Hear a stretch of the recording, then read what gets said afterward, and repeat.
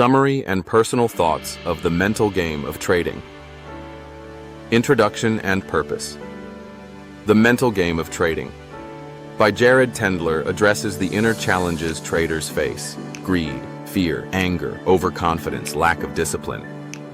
Tendler argues that no matter how good your technical skills are, if your psychology is poor, you'll struggle to be consistent.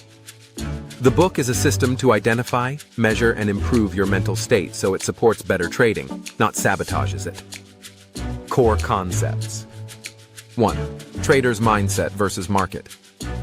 Tendler begins by stating that the market doesn't care about you. It reacts impartially. Your errors don't affect the market, they affect you. Hence, success comes from mastering your internal reactions, not trying to control external markets. 2. Emotions and their impact. He highlights several key psychological states that often break traders. Greed, wanting more, taking too much risk, holding winners too long, hoping for more. Fear, fear of loss, fear of missing out, FOMO, causing hesitation or panic exits. Anger, frustration. When things go wrong, you might lash out by revenge trading or abandoning strategy. Overconfidence, after a few wins, believing you're invincible, risking too much. Lack of discipline, skipping rules, not following your plan consistently. These states create patterns of failure. Tendler shows real cases where traders repeatedly fail due to these emotional traps. 3. The trader's inquiry process. To fix mental issues, Tendler presents a structured process of inquiry. Detect and diagnose. Recognize specific mental states causing errors. E.g., when I win big, I start guessing more trades. Greed. Measure. Determine how often the issue happens and how costly it is. Strategy development. Create tools and tactics to reduce or control those problems. Practice and review. Test strategies, record results, refine. This turns vague, I need to control my emotions, into a concrete, testable system. 4. Tools and techniques. Some of his recommended methods include mental state logs, journals, writing when negative states arise, which trades triggered them. Pre-trade routines, mental checklists before you enter a trade, e.g., am I calm? Is this setup valid? What's my stop? Breaks and resets, stepping away when emotions spike. Visualization and mental rehearsal. Imagine trading calmly in stressful setups. In small stressors, drills, intentionally put yourself in low stakes, emotional challenges to train mental resilience. Goal anchoring and purpose. Reminding yourself of your long-term goals to suppress short-term temptations. 5. Measuring progress and improvement. Tendler emphasizes tracking improvement quantitatively. Count how many trades had emotional interference. Measure how much you deviated from plan. And track over weeks and months to see if your mental strategies are working. He also warns that progress is non-linear. You may improve, regress, improve again. 6. Integration with technical and money skills. The mental game is not separate. It must integrate with your technical analysis, risk management, and trading tactics. Without emotional control, even a perfect system will fail because impulses will override it. 7.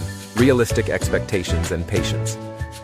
Tendler cautions against seeking overnight mental mastery. Building resilience and discipline is a long process, requiring patience, humility, self-awareness. Many traders give up early. The goal is steady improvement, not perfection. Reflection, personal thoughts and feelings. Reading The Mental Game of Trading felt like holding up a mirror to my inner world. It's powerful because it doesn't sugarcoat how brutal your mind can be. As I read, I recognized parts of myself in many of the pitfalls he describes. Recognizing my inner saboteurs. I realized that after a series of good trades, I tend to get complacent. I start betting bigger, stretching rules. That was overconfidence. I also saw how I sometimes carry a bad trade from day to day out of stubbornness that stems from anger or ego.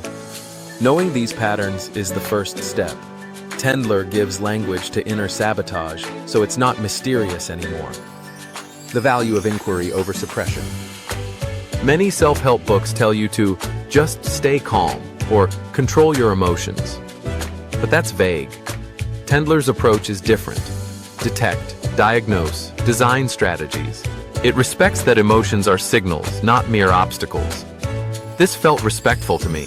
I'm not trying to suppress my psyche, but to partner with it. Small tools, big leverage.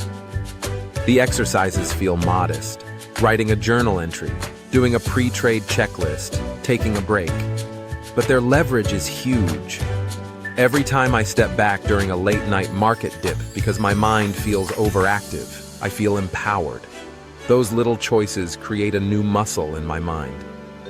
Patience and humility. One passage struck deeply. Improvement is not steady. You will oscillate. You will sometimes regress. Being okay with that, keeping the system alive despite bad days, is part of maturity. For someone eager to see results, that lesson humbles me. An emotional landscape for traders. This book affirmed that the hardest opponent in trading isn't the market, it's your own mind. That perspective shifts the locus of control inward. You can't control markets, but you can control your responses. That shift feels like a liberation. Chapki. Suggestions: how to implement in real life. To make Tendler's wisdom real, here is a plan you can adopt and adapt. The key is to turn mental theory into daily routines and habits. 1. Begin with awareness, week 1 to 2. Mental journal. Start. For every trading session or decision time, note your mental state before taking action. Calm, anxious, overconfident, angry, etc. Error review. At end of day, review any trades where you felt off. What mental state was involved? What rule did you break? A baseline measurement. Count how many trades were impacted by emotional interference. This gives you a benchmark. 2. Pre-trade mental routine, week 2-4. Checklist. Before any trade, run through a short checklist. Is my plan valid? Am I emotionally stable? What's the risk? Can I handle a negative outcome? Pause rule. If you feel any activated emotion, urgency, fear, excitement, take a 1 to 2 minute break before entering. Wait until calm. K. Visualization. For critical trades, imagine you entering with calm, holding, and exiting without panic. Mentally rehearse. 3. Design emotional defensive drills, week 4 to 6. Simulated stress. Use small trades or paper trades under conditions that push your comfort, e.g., faster charts, random fake news, to practice emotional control. Trigger mapping. Identify conditions that often trigger emotional responses, e.g., big losses, news, volatility, and plan a response ahead of time. Interrupt mechanisms. Use signals or alarms to force you to step away if emotion spikes, e.g., a timer, a second screen alert. 4. Feedback and adaptive learning ongoing. Bieki weekly review session. Sit down weekly to review your journal, your trades, and emotional states. Ask, did my mental tools work? What needs improvement? 1 variable change. Each week, pick only one mental habit or tool to adjust. Don't change multiple things at once. And celebrate small wins. When you successfully avoid emotional error in a trade, note it consciously. Reinforce success. 5. Long-term mindset habits. Daily mind condition practice. Meditation, reflection, gratitude. Practices that calm baseline and increase mental resilience. Bain physical health and sleep. Emotional control is harder when tired or stressed. Treat your body as part of the system. Continuous learning. Read psychology, behavioral finance, and mental training books. Grow your internal model.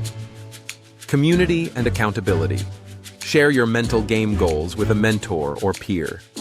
Talking about emotional errors reduces shame and builds insight. Sample: 8-week implementation plan. Week 1. Awareness. Log mental states. Error review. Count emotional trades. Week 2. Pre-trade routine. Use checklist and pause, rule on all trades. Week 3. Visualization. Mentally rehearse key trade scenarios. Week 4. Stress drills. Paper trade under stress triggers. Week 5. Trigger mapping. List emotional triggers and plan responses. Week 6. Feedback review. Weekly review and refine one tool. Week 7. Consistency. Reinforce routines. Fix leaks. Week 8. Evaluation. Compare baseline versus now. Adjust next cycle. The end. Like this video if you want more insights, and subscribe for more brilliant thoughts.